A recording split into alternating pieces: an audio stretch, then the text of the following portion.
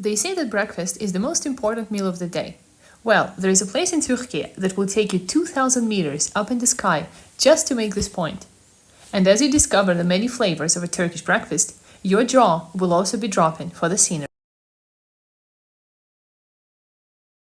Welcome to Babadag mountain, Fethiye, Turkey. In a few minutes you will hop in a cable car, get lifted up in the air, and watch with widened eyes as your table is hit with a wave of dishes. Because yes, this is a Turkish breakfast for two people. But before you hop in the cable car, let's take a super quick look at why the Turkish breakfast is the way it is. Super quick. Turkey is known for its elaborate breakfasts. And while a lot of us may be grabbing a coffee and a bagel on the way to the office, in Turkey, breakfast is a sit-down affair. Cheeses, menemen, honey, fruit, and homemade bread are just a few must-haves of the Turkish breakfast. This dates back to the Ottoman Empire. In Turkish, the breakfast is called kahvaltı, literal translation, before coffee.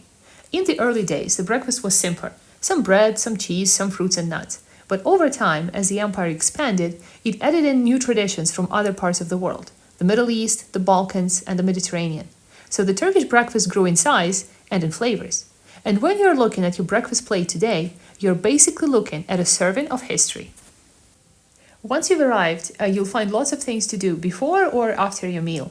Most people spend their time watching paragliders take off and debating safety practices. And I would be lying if I said we didn't spend a good half an hour on just that. But there is lots more to do on the mountain. You can take a chairlift to an even higher location. The ride is not long enough to get overly height conscious, but long enough to take some fun pictures.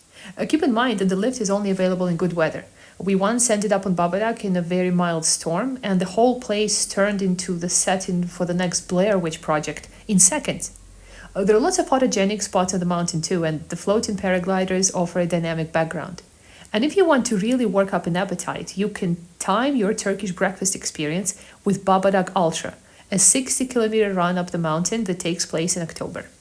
Once you've picked your table and do your best to get one by the glass, you will have your choice of food, from familiar hamburgers and pizzas to the more adventurous lahmacun and börek. But if you want a show, a spectacle even, I'd say go with the Turkish breakfast. The amount of color it will bring to your table will be totally worth the possible guilt trip the next day. And since you've made it all the way up here, you might as well go all the way. Finally, there are lots and lots of things to do around Babadağ once you've made your way down. The mountain works as a really impressive backdrop to one of Turkey's most beautiful beaches, Ölüdeniz. Down below, you can chill on a flotation device of your choosing and watch paragliders float their way down to the beach. Ölüdeniz is one of the most unique and eclectic beaches I've ever been to.